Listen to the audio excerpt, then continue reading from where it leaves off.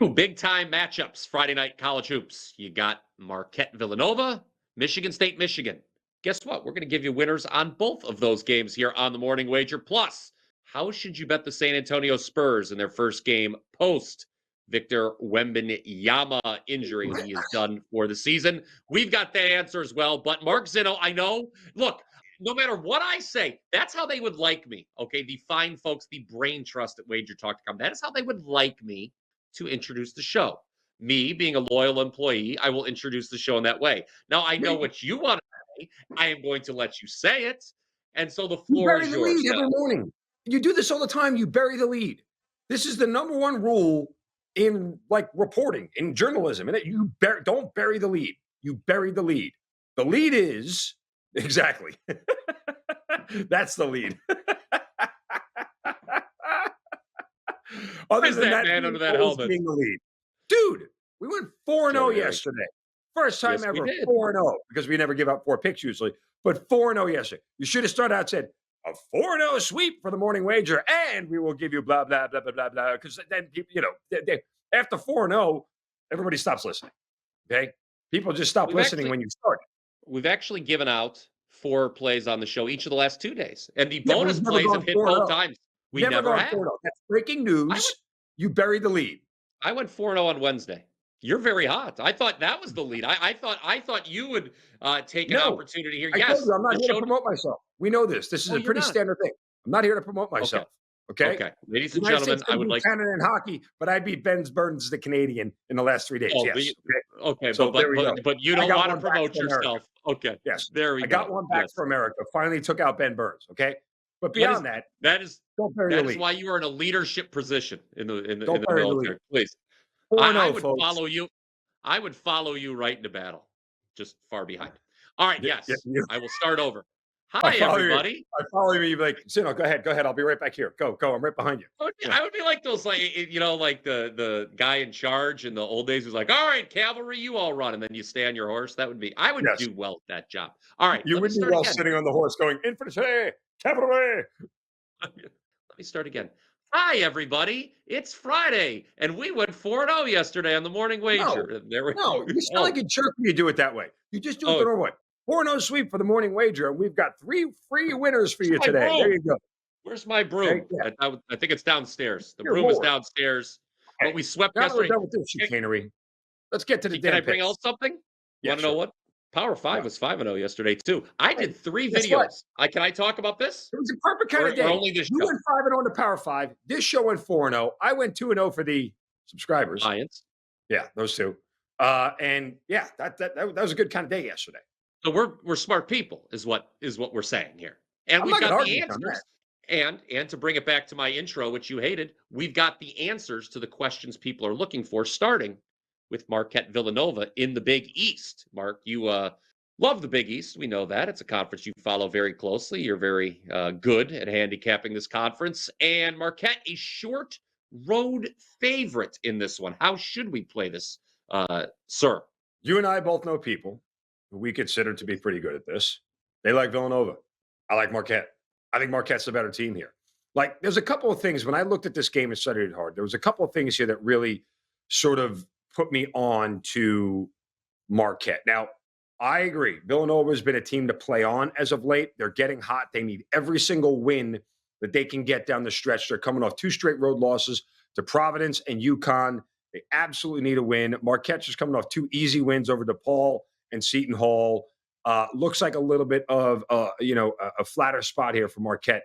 But again, Marquette is the markedly better team here on both ends of the floor. Go back to Villanova's last win against St. John's. In that game, they needed to shoot the absolute freaking lights out to win it. They shot 53% from the field and 46% from 3 in that game. St. John's is the best defense in the Big East. Marquette is the second best defense in the Big East. You know who else Villanova lost to at home this year? A team called Georgetown. Georgetown is a top 4 defense in the Big East. So I'm banking on Villanova not being able to have the same hot shooting for 2 games in a row against the top 2 defenses in the Big East here with Marquette coming into town. That's really one part of this. The other part, too, is that Villanova this year, in all of their losses, has only shot 40% from three just twice. The aforementioned loss to Georgetown and the game against Creighton, which was a high-scoring shootout that Creighton pulled away. I think the final was somewhere in the neighborhood of 94 to 80 something, if I remember correctly. But regardless, it was a high-scoring game, and Villanova was able just to get extra threes up. It was where was it? The 86-79 game back in December. So I think that Creighton, I'm sorry, not Creighton. I think that Marquette, who has the number one 3-point shooting defense in the conference this year, will be able to limit Villanova on the perimeter. And that's ultimately going to be what the game comes down to. Marquette's going to have a huge advantage inside and on the boards. That's enough for me here to take Marquette on the money line here against the Villanova Wildcats. And oh, by the way, this game is not on Villanova's campus. It is at the Wells Fargo Center in Philadelphia. Villanova's 1-1 there this year, including a win over Xavier earlier, but they did drop a game earlier there this year. Sort of more of a neutral site game. That also, I think, favors into Marquette here. So give me the Golden Eagles here on the money line. Head-to-head history is on your side. Marquette, the last 8 times they've faced Villanova, Marquette has won 8 times. They have covered all 8 times. So that is certainly pretty one-sided in this series history. So the head-to-head history on Mark's side. If you're on Mark's side, do us a favor and smash that like button on that wonderful pick. That was a nice breakdown. Yes, there we go. A thumbs up. I'm sure the thumbs down graphic is now incoming because it's time for me to talk. And we know how the powers that be feel about me behind the scenes. I'm going to talk about Michigan State. Michigan, there we go. At least we've gotten it out of the way first. Thought it was going to stay on my face the whole time, to be honest with you. I don't really want to give him any ideas. I probably shouldn't have said that. Anyway, we're going to talk about the over in this game, Mark Zinno. Let's talk about Michigan first. Dusty May's team has won 7 of their last 8 games, but it hasn't been the most dominant 7 victories, needless to say. All 7 have been by 4 points or fewer. The one loss, meanwhile, at Purdue, that was by 27. Now, some misleading stuff in there. Remember, they had that 3-point win at Indiana where Indiana hit the miracle full court heave to cover the spread at the game. Michigan was dominating that game all the way through. That said, despite Michigan constantly winning these squeakers, I feel confident in projecting them to have success offensively in this matchup with Sparty, using a pick and roll offense with Wolf and Golden. That has been an elite approach on offense. And you look at Michigan State, the last time they lost, it was against Indiana, an Indiana team that had been spiraling downward for quite some time. Indiana had, their 2 big guys had 33 points in the paint in that game. So I think Michigan can have their way on the interior. You look at the flip side of the matchup when Michigan State's on offense, they do most of their damage in the mid-range, and that's how to attack this Michigan defense. So I think both teams are going to be able to score here. Mark, yesterday we had certainly a long diatribe about being the harbingers of honesty here on the WagerTalk YouTube channel. And so we always offer caveats in our handicap. And I will say a big reason why Michigan State's 14-8 to the under this year is no one hits threes in their game, do they? What are they? Number 1 in 3-point defense in the Big Ten and dead last in 3-pointers made. Typically, that's not what you want to see, especially with the total that's north of 150. But again, I think you're going to see both these teams succeed on the interior in this matchup. 8 p.m. Eastern tip on Fox. I like the over 152.5. Michigan State, Michigan. Very, very big matchup in this conference tonight. The only thing I'll add, too, is that Michigan State has sort of had a fortuitous schedule to this point in the year. If you look at the outside of Michigan State, Michigan, the other 3 top 5 teams in the Big Ten, Maryland, Wisconsin, Purdue, Michigan State hasn't had to play any of them until they just played Purdue in their last game. They're in the middle of a meat grinder of Purdue, Michigan, Maryland, Wisconsin in 4 straight games. Those are the other 4 top teams in the Big Ten. Michigan has already played Purdue twice and beaten Wisconsin. So I think Michigan's a little bit more battle tested here. Yes. And also, let's not forget, Tom Izzo just broke the Big Ten record for wins. You know, there's videos, there's crying, there's celebration. Let's see how Michigan State comes out there. One other thing that could lead to points for Michigan State is Michigan does the one bugaboo for Michigan. Anyone who's watched the team knows this. They do turn the ball over more than you'd like to see, which could lead to some transition buckets for Sparty. All right. That is our double play, the two big games on Friday. Mark likes Marquette at Villanova. I like the over for Michigan State. We've got a best bet in the NBA coming up. But Mark, you mentioned we've been doing well. We've been seeing it well, the both of us here. You in particular, I may add. I mean, you just what a fine college basketball record you have, and I'm not being facetious at all when I say that. And so you and I have come together yet again for an incredible offer this weekend at WagerTalk.com. Saturday only, guys. You can get every single play from both Mark and myself for $39. So that's basically you buy one guy in all day, all access. You get the other guy free of charge. Right. I'm going to have a lot of plays. I'm telling you right now. I'm probably going to have 6 or 7 plays And on I can tell you Saturday. guys, So this is an incredible deal. I can tell you guys, make sure you buy from me and get Bryan Power for free. Don't do it the other way around. Go to wt.buzz/MZ, buy from me, and get Bryan Power for free.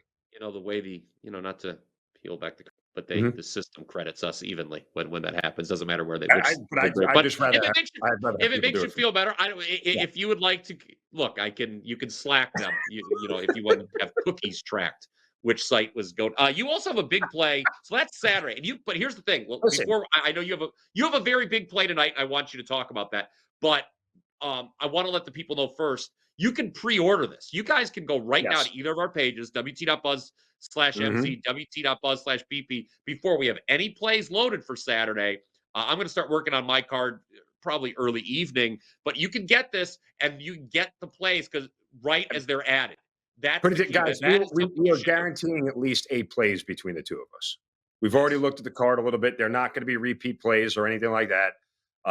So, it will be one of those things where it'll be 8 different plays, 8 different looks across the board that you guys will get. And there's likely to be a 5% in there, if not 2 of them.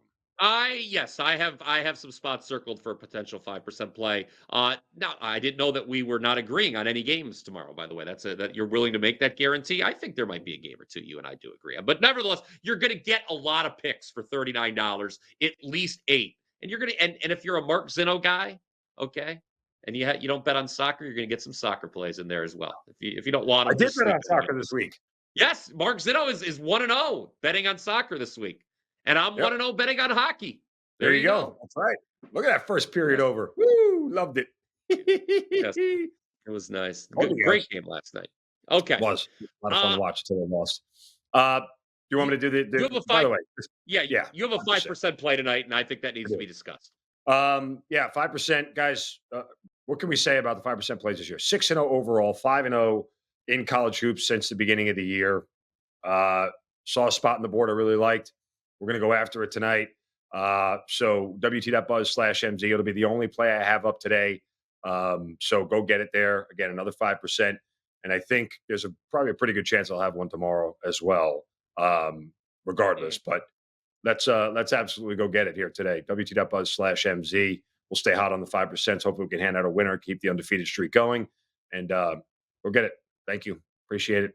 Let's get to the best bet, and I'll talk about my Friday card after that. The NBA, Mark Zinno, it returned last night proper, and our best bet was the Denver Nuggets team total over 122.5. That pretty much the entire game was tracking to be a winner, and it did win. They finished with 129.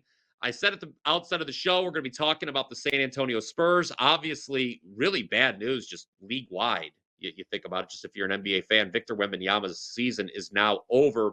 San Antonio is hosting Detroit, and the Pistons are 4.5-point favorites on the road. When you and I started talking about this game before the show, we were wondering, is this kind of an overreaction to the Wembanyama news? You know, you look at this Pistons team, obviously they've been in the dumps for several seasons. They're laying 4.5 on the road, but the more you get into it, even with Wembanyama, Detroit's a better team.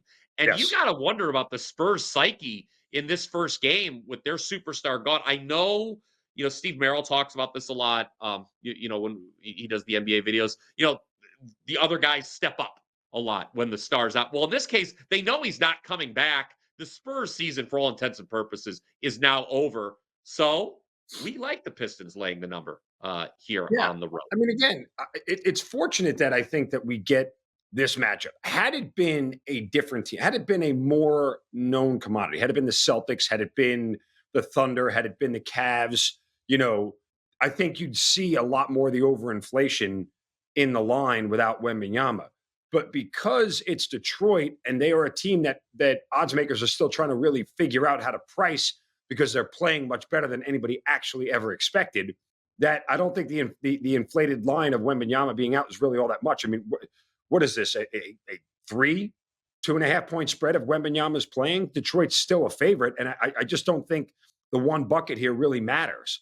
I would still lay it with Detroit, even if Wembanyama was in the lineup, because Detroit is a clearly better team and have played that way this entire season. So I look at this and I go, yeah, let's evaluate here Detroit for what they are, the better team. It's a short enough number here. We'll take the Pistons on the road, lay the points against a team in San Antonio that's obviously going to need the first half. And that's the other play, too. I would even take Detroit in the first half just because it may take them 2 quarters to figure out what to do without Wembanyama against a defense that, is actually trying to stop them, not in practice. So there's another look for you. But I think Detroit, in both cases, first half and full game is the right side. I mean, you look at the Pistons, Mark, this is a top 6 team in the Eastern Conference right now. And it's deserved. They're 3 games above 500, positive point differential for the season. So the Pistons, they are our best bet. People talk about, there's a lot of hand-wringing about the current state of the NBA. I'll still take the current state of the NBA over when these 2 teams were meeting in the finals all the time 20 years ago. I thought that was kind of like that period between Jordan and LeBron, I thought was kind of the stinker period of the NBA. That's my take, though. That guy Kobe kind of felt like that. There's no other good teams. Oh, okay. I don't want to have an NBA era. I mean, you don't believe that Will Chamberlain actually scored 100 points. So what are we having a conversation here? Why was there no cameras present? Why was an NBA regular season game played in Hershey?